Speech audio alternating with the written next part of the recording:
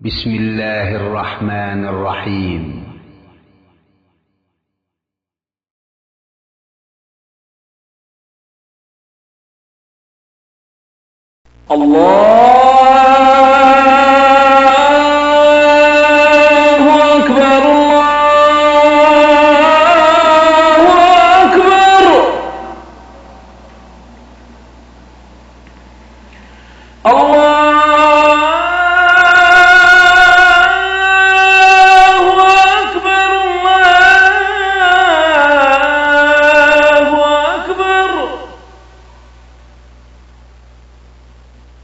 أشهد أن لا إله إلا الله.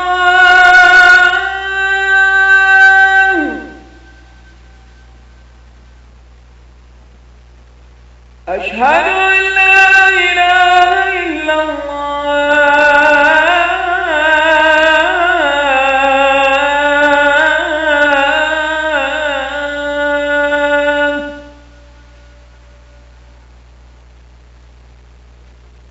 أشهد أن محمدا رسول الله.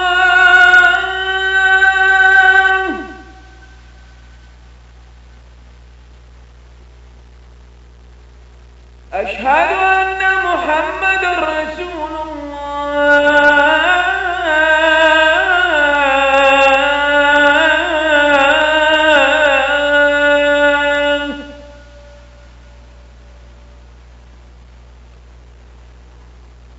حي على الصلاة.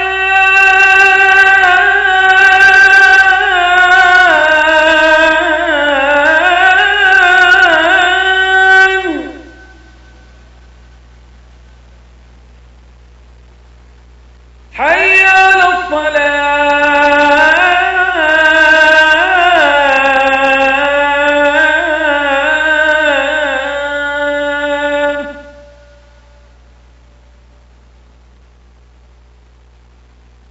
حي على الفلاح.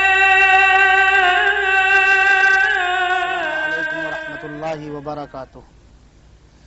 الحمد لله نحمده ونستعينه ونستغفره ونؤمن به ونتوكل عليه ونعوذ بالله من شرور أنفسنا ومن سيئات أعمالنا من يهده الله فلا مضل له ومن يضلله فلا هادي له وأشهد أن لا إله إلا الله وحده لا شريك له وأشهد أن سيدنا محمدا عبده ورسوله أما بعد فإن خير الحديث كتاب الله وخير الهدي هدي محمد صلى الله عليه وسلم وشر الأمور محدثاتها وكل محدثة بدعة وكل بدعة ضلالة وكل ضلالة في النار.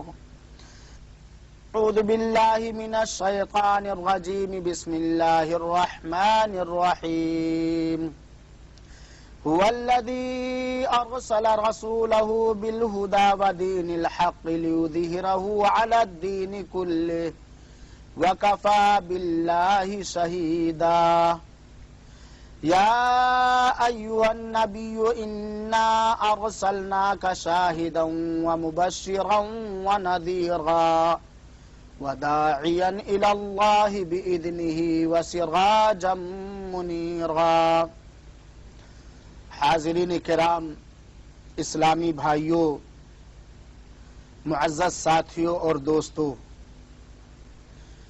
ہر قسم کی حمد و ثنا اللہ تعالی کے لیے ہے جس نے ہمیں ہدایت سے سرفراز فرمایا اور ہماری آنکھوں سے گمراہی کے پردے ہٹائے، اور بے شمار صلاۃ و سلام نازل ہو اس ذات بابرکات پر جسے اللہ نے گواہ، بشارت دینے والا، ڈرانے والا، اللہ کے حکم سے اس کی طرف بلانے والا اور روشن چراغ بنا کر مبعوث فرمایا، نیز ان اصحاب پر جنہوں نے اللہ کے فضل و کرم اور اس کی رضا کی تلاش میں اپنے ملک و وطن کو خیر باد کہا، اور ان انصار پر جنہوں نے مہاجرین کو پناہ دے کر مدد کی اور جو کچھ ان کے پاس تھا غلبہ دین کے لیے خرچ کیا۔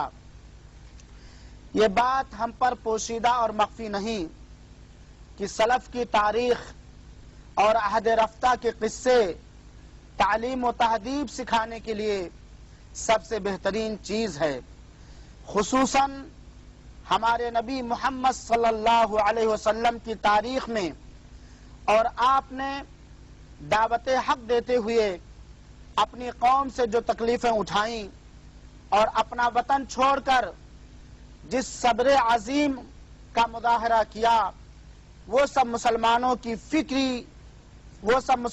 کی فکری تربیت کے لیے نہایت اہم ہے۔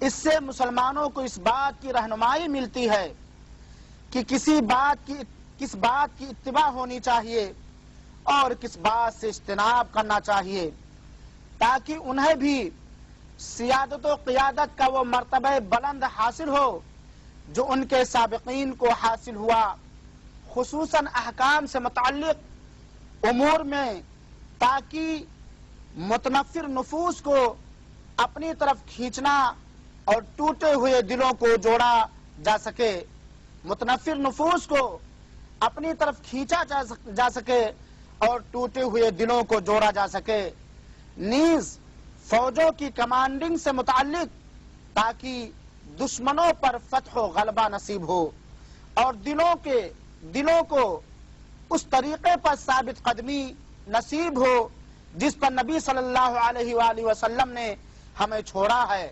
یعنی وہ روشن شاہراہ جس کی رات بھی دن کی طرح ہے، جس سے صرف ہلاک ہونے والا ہی کجی اختیار کر سکتا ہے۔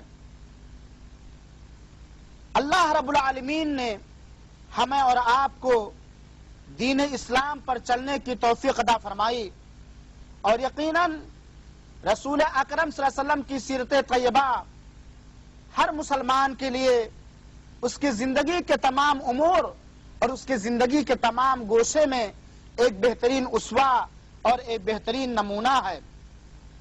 اسی لیے ہر مسلمان کے لیے سیرت رسول صلی اللہ علیہ وسلم کی جانکاری اور معرفت بھی ضروری ہے، تاکہ وہ اپنے رسول کی مکمل سیرت پاک جان کر اس کے اقتداء اور اللہ کے رسول اکرم صلی اللہ علیہ وسلم کی پیروی کرے۔ اسی مقصد کے پیش نظر اسلامک سینٹر احسا نے آپ جیسے ممتاز طلباء کے لیے اسلامک سیرت پاک ٹریننگ کورس کا انتظام کیا ہے، جس کے اندر انشاءاللہ العزیز اس ذکر کی ہوئی تاریخ کے اندر اختصار کے ساتھ پیدائش سے لے کر کے وفات رسول اکرم صلی اللہ علیہ وسلم تک مختصر انداز سے آپ کے سامنے سیرت کا کورس دیا جائے گا۔ اس سیرت کے کورس کے انعقاد کا مقصد یہ ہے، طلباء کے دلوں میں ایمانی روح کا بیج بونا، انہیں دین و دنیا میں مفید کاموں کا عادی بنانا، نو مسلم بھائیوں کو سیرت رسول صلی اللہ علیہ وسلم کے متعلق اہم باتوں کی تعلیم دینا، ہر مسلمان کو سیرت نبی صلی اللہ علیہ وسلم کے ذریعہ اعلیٰ اخلاق سے متعارف کرانا اور ان کے اقتداء پر ابھارنا، سینٹر کے عمومی مقصد کو پورا کرنا، یعنی باہر سے آئے ہوئے افراد کو دینی شعور اور اسلامی بیداری سے بہرہ مند کرنا۔ ان اغراض و مقاصد کے پیش نظر اسلامک سینٹر احسا نے آپ کے لیے سیرت پاک پر ایک ٹریننگ کورس کا انتظام کیا ہے۔ ویسے استفادہ کے لیے سینٹر کی طرف سے آپ کو یہ نصاب تعلیم دیا جائے گا، اور تفصیل سے اگر آپ معلومات حاصل کرنا چاہتے ہیں تو اس کے لیے اردو زبان میں بہت ساری مستند کتابیں ہیں۔ خصوصیت کے ساتھ وہ کتاب جو استاد گرامی فضیلت الشیخ مولانا صفی الرحمن صاحب مبارک پوری حفظہ اللہ نے تالیف کی تھی، جس کا نام الرحیق المختوم ہے، اس کا ہمیں ضرور مطالعہ کرنا چاہیے اور بغور ہمیں اسے پڑھنا چاہیے، تاکہ ہم اپنے آخری رسول محمد عربی صلی اللہ تعالی علیہ وسلم کی سیرت پاک کو اچھی طرح جان سکیں اور اس کو اللہ کے رسول اکرم صلی اللہ علیہ وسلم کی مکمل سیرت کو آئیڈیل اور اپنے لیے ایک نمونہ بنائیں۔ اس مختصر سی تمہیدی بات کے بعد ہم آپ کے سامنے نبی پاک صلی اللہ علیہ وسلم کی بعثت سے قبل عرب کی حالت پر اختصار کے ساتھ روشنی ڈالنا چاہتے ہیں۔ سب سے پہلے عرب کی دینی حالت پر ایک نگاہ ڈالتے ہوئے یہ بات بتلاتے ہیں کہ بت پرستی عرب کا رائج دین تھا۔ صحیح دین کو چھوڑ کر بت پرستی اپنانے کی بنا پر یہ وقت زمانے جاہلیت کے نام سے یاد کیا جاتا ہے۔ اس کے مشہور بت یعنی معبود باطل یہ تھے لات، عزا، منات اور حبل۔ لیکن عرب میں کچھ ایسے لوگ بھی تھے جنہوں نے یہودیت یا نصرانیت یا مجوسیت اختیار کر رکھی تھی، اور تھوڑے سے لوگ ایسے بھی تھے جو تاہنوز دین ابراہیمی کو تھامے ہوئے تھے۔ جہاں تک بعثت نبی صلی اللہ علیہ وسلم سے پہلے عرب کی اقتصادی حالت کا مسئلہ ہے تو خانہ بدوش لوگوں کا پورا اعتماد مویشیوں جانوروں پر تھا، لیکن شہر میں بسنے والوں کا اعتماد تجارت، کھیتی باڑی اور زراعت پر تھا۔ اسلام کی آمد سے پہلے مکہ جزیرے عرب کا سب سے بڑا تجارتی شہر تھا، نیز مختلف علاقے میں آبادی تمدن بھی موجود تھی۔ سماجی حالت کے اعتبار سے مکہ کی سرزمین میں، عرب کی سرزمین میں ظلم عام تھا، کمزور کا کوئی حق نہ تھا، لڑکیوں کو زندہ درگور اور دفن کر دیا جاتا تھا، عزتیں پامال کی جاتی تھی، طاقتور کمزور کا حق کھا رہا تھا، کسی حد کے بغیر کئی شادیاں کرتے تھے، زنا عام تھی، معمولی اسباب کی بنا پر قبیلوں میں جنگیں چھڑ جایا کرتی تھیں۔ اسلام سے پہلے جزیرے عرب کے حالت کے تعلق سے یہ مختصر سی چند جھلکیاں تھیں جسے ہم نے آپ کے سامنے پیش کیا۔ آپ نے اپنے مطالعے کے دوران یہ بات جانی ہوگی یا پڑھا ہوگا کہ رسول کائنات صلی اللہ علیہ وسلم کو ابن الذبیحین کہا جاتا ہے۔ آئیے آج ہم جانیں اور سمجھیں کہ اللہ کے رسول اکرم صلی اللہ علیہ وسلم کو ابن الذبیحین کیوں کہا جاتا ہے، آپ کو ذبیحین کا بیٹا کہا جاتا ہے۔ عرب نبی صلی اللہ علیہ وسلم کے دادا عرب سے مال و اولاد میں فخر و تکبر کیا کرتے تھے۔ جب عبد المطلب کو خواب میں زمزم کا کنواں کھودنے کا حکم دیا گیا اور اس کی جگہ بتائی گئی تو وہ اسے کھودنے لگے۔ جب زمزم کا کنواں ظاہر ہو گیا تو قریش نے عبد المطلب سے مطالبہ کیا کہ انہیں بھی اس شرف اور اس فضیلت میں شریک کیا جائے۔ انہوں نے جواب دیا کہ میں ایسا نہیں کر سکتا، مجھے اس کام کے لیے چنا گیا ہے، مجھے اس کام کے لیے مخصوص کیا گیا ہے۔ اس وقت عبد المطلب نے یہ نظر مانی کہ انہیں اللہ تعالیٰ 10 بیٹا کہ اگر انہیں اللہ تعالیٰ 10 بیٹے عطا فرمائے گا اور وہ سب ان کی حفاظت کے لائق ہوں گے تو ان میں سے ایک کو کعبہ کے پاس ذبح کر دیں گے۔ چنانچہ ان کی یہ آرزو، ان کی یہ تمنا پوری ہوئی، 10 بیٹوں سے وہ نوازے گئے۔ ان میں سے ایک کا نام عبداللہ تھا، جو تمام بیٹوں میں سب سے زیادہ خوبصورت، جو تمام بیٹوں میں سب سے زیادہ حسین، سب سے زیادہ پاک دامن، اور عبد المطلب کا سب سے زیادہ دلارا، سب سے زیادہ پیارا اور سب سے زیادہ محبوب تھے۔ یہی ذبیح منتخب ہوئے۔ اس کی تفصیل کچھ اس طرح سے ہے کہ عبد المطلب نے اپنے بیٹوں کو اپنے نظر کی اطلاع دی تو سب نے ان کی اطاعت کی۔ کہا جاتا ہے آپ نے ذبیح کے انتخاب کے لیے قرعہ اندازی کی تو قرعہ عبداللہ کے نام نکلا۔ کس کے نام قرعہ نکلا؟ کے نام قرعہ نکلا۔ ایک قول یہ ہے کہ تیر نکالے گئے جس سے ان کا انتخاب عمل میں آیا۔ جب عبد المطلب نے نظر پوری کرنی چاہی تو لوگ روڑا بننے لگے، لوگ آڑے آ گئے تاکہ لوگوں میں یہ رسم نہ بن جائے۔ پھر اس بات پر اتفاق ہوا کہ عبداللہ اور ان کے عوض ان کے بدلے 10 اونٹ بطور فدیہ پر قرعہ اندازی کی جائے، پھر عبداللہ کا نام نکلنے پر اونٹوں کی تعداد، اونٹوں کی گنتی بڑھا دی جائے۔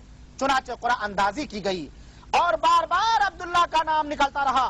البتہ 10ویں بار جب اونٹوں کی تعداد 100 ہو گئی تو قرعہ اونٹوں کے نام نکلا، انہوں نے اونٹوں کو ذبح کیے۔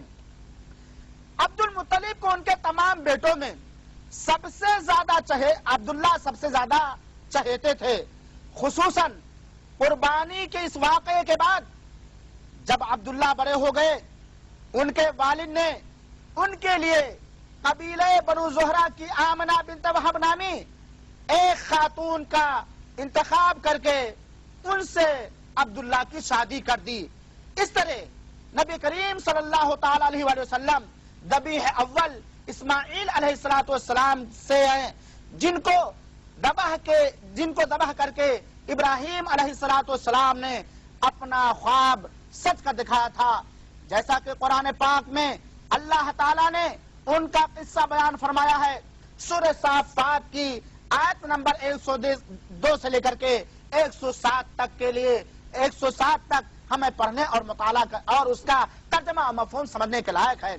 اللہ رب العالمین فرماتے ہیں فَلَمَّا بَلَغَ مَعَهُ السَّعْيَ قَالَ يَا بُنَيَّ إِنِّي أَرَىٰ فِي الْمَنَامِ أَنِّي أَذْبَحُكَ فَانظُرْ مَاذَا تَرَىٰ قَالَ يَا أَبَتِ افْعَلْ مَا تُؤْمَرُ سَتَجِدُنِي إِن شَاءَ اللَّهُ مِنَ الصَّابِرِينَ فَلَمَّا أَسْلَمَا وَتَلَّهُ لِلْجَبِينِ وَنَادَيْنَاهُ أَن يَا إِبْرَاهِيمُ قَدْ صَدَّقْتَ الرُّؤْيَا إِنَّا كَذَٰلِكَ نَجْزِي الْمُحْسِنِينَ۔ پھر جب وہ یعنی بچہ اتنی عمر کو پہنچا کہ ان کے ساتھ چلے پھرے تو ابراہیم علیہ السلام نے کہا میرے پیارے بچے، میں خواب میں اپنے آپ کو تجھے ذبح کرتے ہوئے دیکھ رہا ہوں، اب تو بتا کہ تیری کیا رائے ہے؟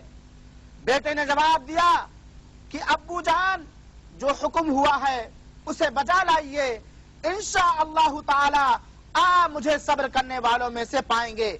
حاضرین کرام، میرے اسلامی بھائیوں، غور کرنے کی بات ہے، بڑھاپے کو عمر میں 80 سال کی دعاؤں کے بعد، بڑی آرزوؤں کے بعد، بڑی تمناؤں کے بعد ایک لاڈلا نصیب ہوا تھا، اسماعیل پیدا ہوئے تھے۔ اس بڑھاپے میں سہارا اور لاٹھی کا کام دیتے، کیا خوشی ہوئی ہوگی حضرت اسماعیل کے ولادت کے موقع پر حضرت ابراہیم علیہ السلام کو، کیا مسرتیں ہوئی ہوں گی، دلوں کے ارمان پوری ہوئی تھی، زمانے کی دعا قبول ہوئی تھی، لیکن اللہ رب العالمین ہمیشہ اس کا یہ اسوہ رہا ہے کہ اللہ تعالیٰ نے اپنے نیک بندوں کو، اللہ تعالیٰ نے اپنے بزرگ اور قریبی بندے کو ہمیشہ مختلف انداز سے آزمایا ہے۔ چنانچہ بطور امتحان اللہ رب العالمین نے خواب میں حضرت ابراہیم کو دکھایا کہ اے ابراہیم، یہ تمہارا جو لاڈلا بچہ ہے، جو آنکھ کا تارا ہے، کلیجے کا ٹھنڈک ہے، اس کو تم میری راہ میں قربان کر دو۔ دل میں کچھ ملال نہ آیا کہ آخری بیٹا ہے، ہم لاولد ہو جائیں گے، ہماری نسل بالکل مٹ جائے گی۔ فوراً بیٹے سے مشورہ لیتے ہیں، بیٹے کی بھی استقامت دیکھیے، بیٹے کی اطاعت دیکھیے، بیٹے کی بھی فرما برداری دیکھیے۔ بیٹا جواب دیتا ہے، باپ جب پوچھتا ہے کہ اے بیٹے آپ کی کیا رائے ہے، بیٹا جواب دیتا ہے اے میرے ابو جان، آپ اپنے ارمان کو پورا کر لیجئے، آپ کو جو خواب میں دکھایا گیا ہے آپ اسے کر گزریے، انشاءاللہ العزیز آپ مجھے صبر کرنے والوں میں سے پائیں گے، انشاءاللہ العزیز آپ مجھے صبر کرنے والوں میں سے پائیں گے۔ باپ بیٹے تیار ہو گئے، باپ تیار ہے بیٹے کو اللہ کی قربت حاصل کرنے کے لیے اللہ کی راہ میں ذبح کر دینے پر، اور بیٹا تیار ہے اللہ کی راہ میں ذبح ہونے پر۔ غرض جب دونوں متی ہو گئے اور باپ نے بیٹے کو پیشانی کے بل گرا دیا تو ہم نے آواز کی کہ اے ابراہیم، یقیناً تو نے اپنے خواب کو سچا کر دکھایا، بے شک ہم نیکی کرنے والوں کو اسی طرح جزا دیتے ہیں، اسی طرح بدلہ دیتے ہیں۔ در حقیقت حضرت ابراہیم علیہ السلام کا یہ ایک کھلا ہوا امتحان تھا اور اس امتحان میں وہ کامیاب ہوئے، اللہ رب العالمین نے انہیں کامیابی عطا کی۔ اسماعیل کے بدلے جنت سے دمبا آیا اور حضرت ابراہیم علیہ السلام نے اس دمبے کو ذبح کیا۔ اور ہم نے ایک بہت بڑا ذبیحہ اس فدیے میں پایا جو سنت ہمیشہ ہم لوگ زندہ کرتے ہیں.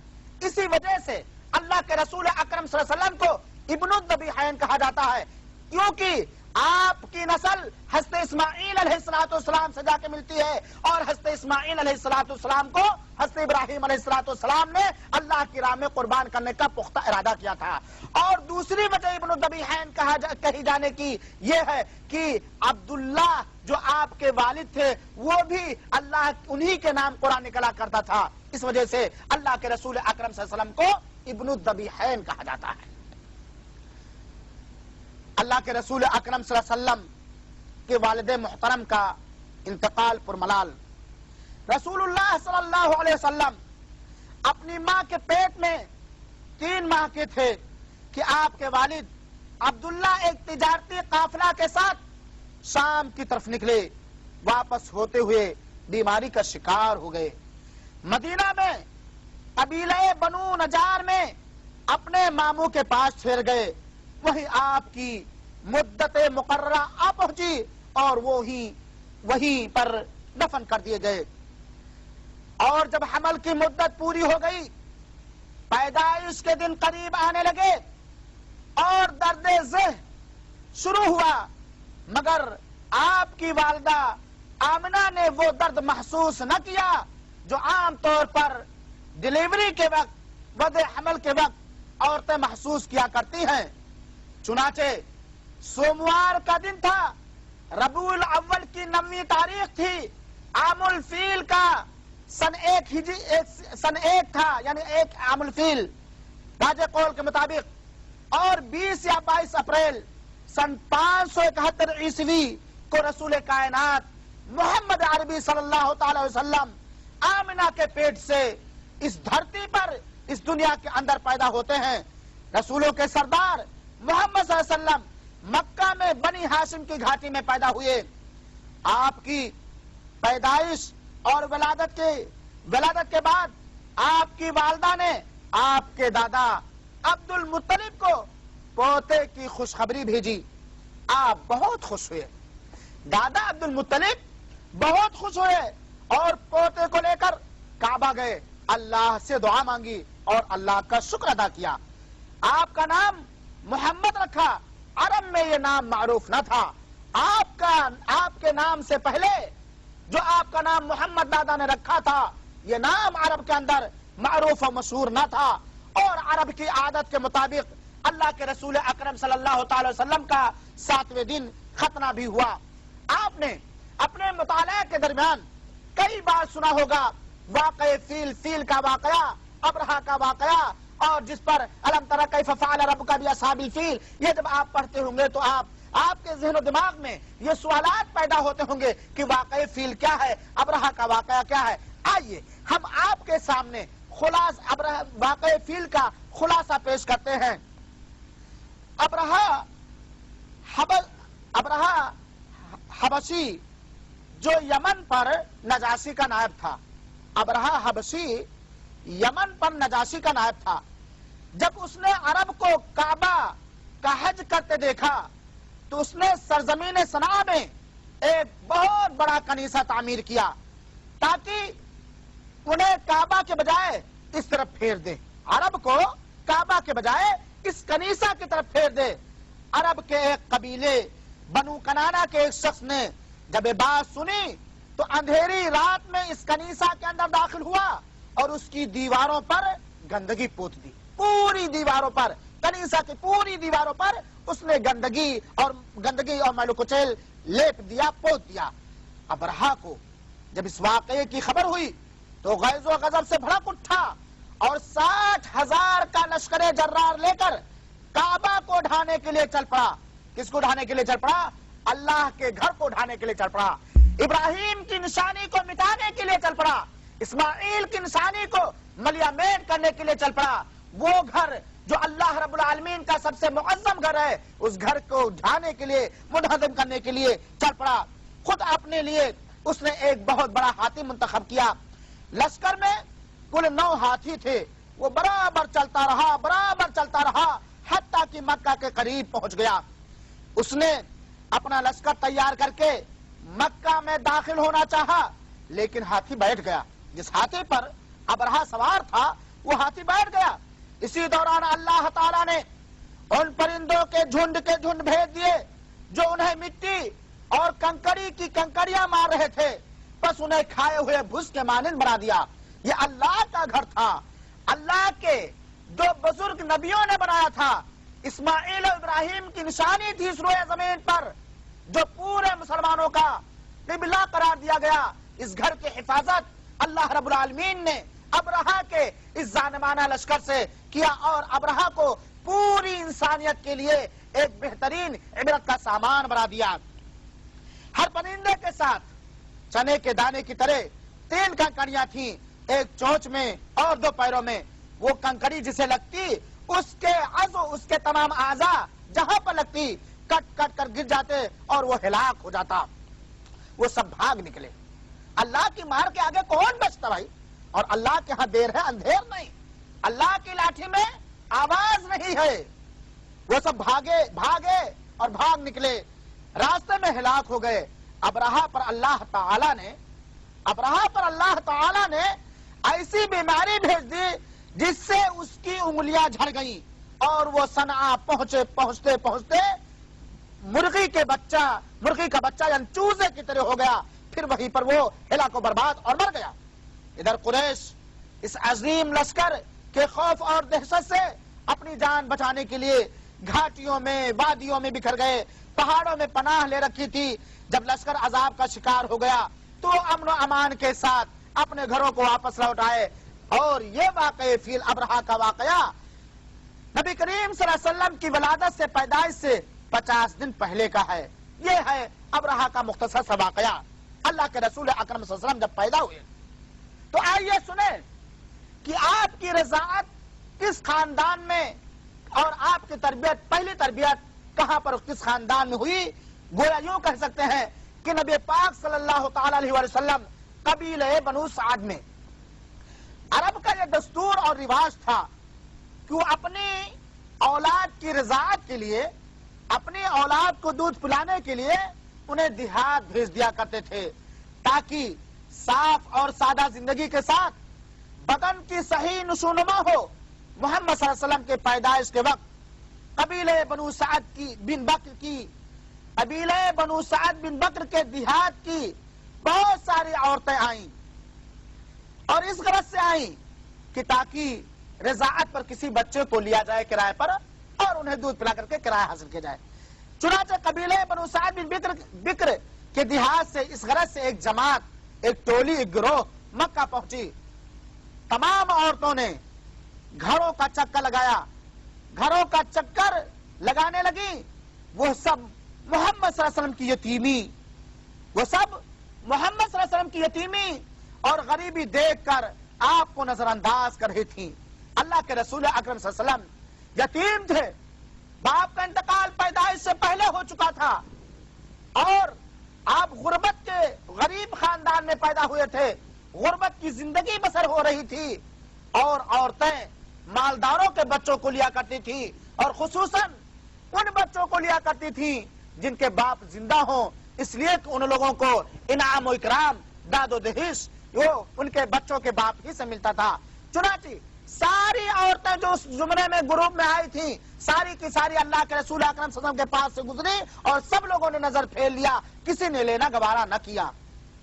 انہی عورتوں میں سے ایک حلیمہ سعدیہ بھی تھی. دوسری عورتوں کی طرح انہوں نے بھی بے رخی برتی، لیکن اکثر گھروں کا چکر کاٹنے کے بعد جب وہ اپنا مقصد نہ پا سکی اور کوئی دودھ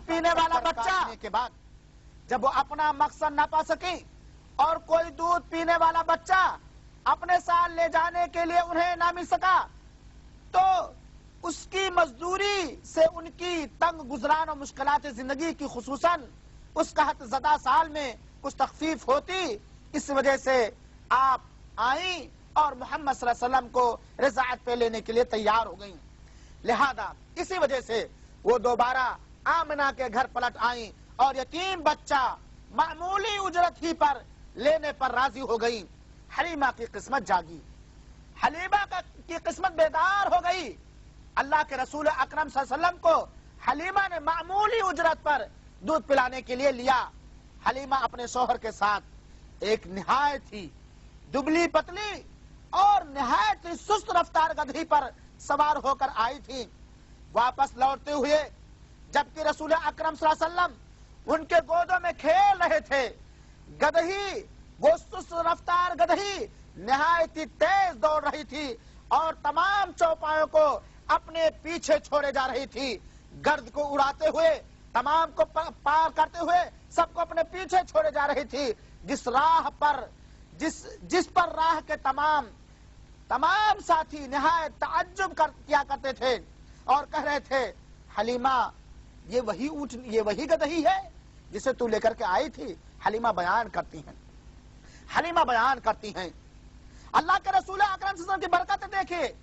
حلیمہ بیان کرتی ہیں کہ ان کے چھاتی سے کچھ بھی دودھ نہ نکلتا تھا اور ان کا دودھ پیتا بچہ ہمیشہ بھوک کی شدت سے رویا کرتا تھا.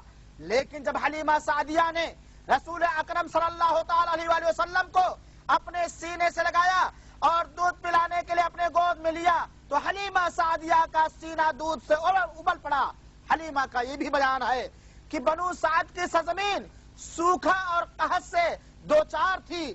جب انہیں اس بچے کی رضاعت کا شرف اور اونچا مرتبہ حاصل ہوا تو ساری کی ساری زمین ہری بھری اور سرسبز و شاداب ہو گئی. جانور آسودہ ہو گئے اور تنگی و محتاجی کی حالت خوشحالی فراخی میں تبدیل ہو گئی. محمد صلی اللہ تعالی علیہ وآلہ وسلم 2 سال تک دائی حلیمہ کے زیر پرورش رہے. 2 سال کے بعد حلیمہ انہیں ان کی ماں اور دادا کے پاس مکہ لائیں. لیکن حلیمہ نے حالات تبدیل کر دینے والی جن برکتوں کا مشاہدہ کیا تھا، اس بنا پر آمنہ سے اصرار کیا دوبارہ اس بچے کو ان کے پاس رہنے دیں. جو برکتیں انہیں ملی تھیں ان برکتوں کے پیش نظر حلیمہ نے اللہ کے رسول اکرم صلی اللہ علیہ وسلم محمد عربی صلی اللہ علیہ وسلم کی والدہ آمنہ سے اصرار کیا کہ انہیں ان کے پاس رہنے دے. چنانچہ آمنہ نے ان کی بات سے اتفاق کر لیا اور حلیمہ اس یتیم بچے کو، حلیمہ مستقبل کے رسول کو، حلیمہ مستقبل کے آخری نبی کو، اس یتیم بچے کو اپنے ساتھ لے کر کے خوش و خرم، شاد و فرحا، خوشی و سعادت سے مکمل بھرپور سرشار ہو کر بنو سعد کے سرزمین میں دوبارہ واپس آئیں. ایک دن ایسا ہوا کہ محمد صلی اللہ علیہ وسلم کی عمر 4 یا 5 سال کی رہی ہوگی.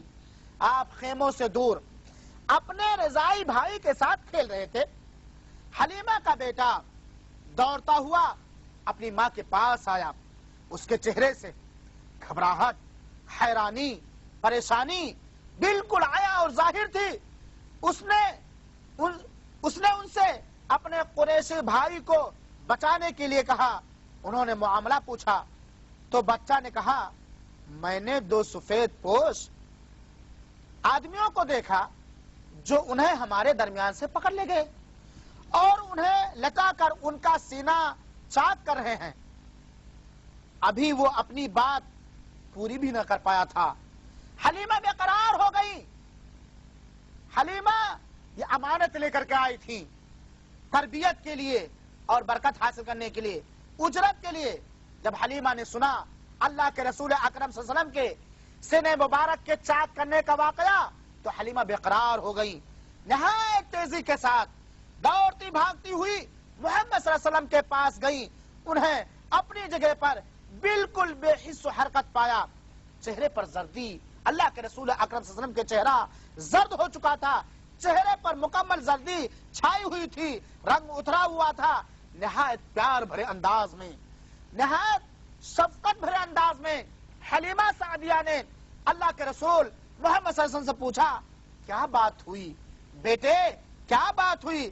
آپ نے بتایا کہ آپ بخیریت ہیں، آپ خیر و عافیت کے ساتھ ہیں.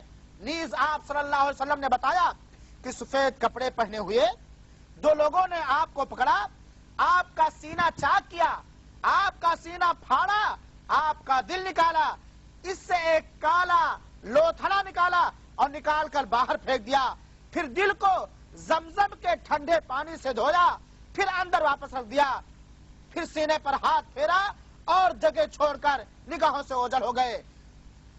اس عالم کے اندر سب سے پہلا دل کا آپریشن اللہ کے رسول اکرم صلی اللہ علیہ وسلم کا ہوا، جس سے بڑے بڑے ماہر ڈاکٹروں نے اپنے تجربات کو کام میں لا کر کے انہوں نے فیصلہ کیا کہ دل کا آپریشن ہونا ممکن ہے، دل کا آپریشن ہونا ممکن ہے، اور اللہ کے رسول اکرم صلی اللہ علیہ وسلم کے سینے کو پھاڑا گیا اور زمزم سے دھلا گیا، کالا لوتھڑا نکالا گیا اور پھر وہی واپس کر دیا گیا۔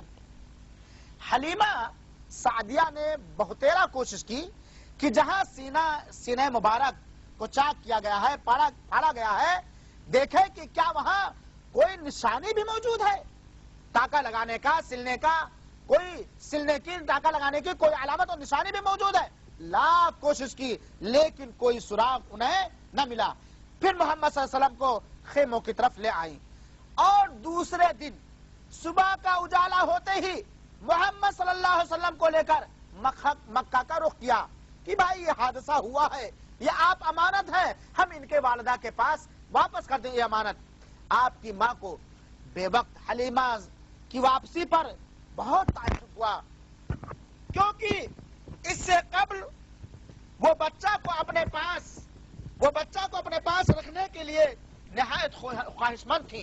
اس سے پہلے جب رسول اکرم صلی اللہ علیہ وسلم کو محمد صلی اللہ علیہ وسلم کو واپس لے کر کے آئی تھی، ان کی آرزو و تمنا تھی کہ آمنہ دوبارہ واپس کر دیں تاکہ میں دوبارہ لے جاؤں، اجرت بھی حاصل کروں اور آپ کی برکتوں سے میں فائدہ بھی اٹھاؤں۔ لیکن یہ بے وقت لے کر واپس آئی، آمنہ گھبرا گئی، پریشان ہو گئی۔ کیا وجہ ہے کہ جس بچے کے لے جانے کے لیے اصرار کر رہی تھی، مصر تھی، آج بے وقت وہ واپس لا رہی ہے؟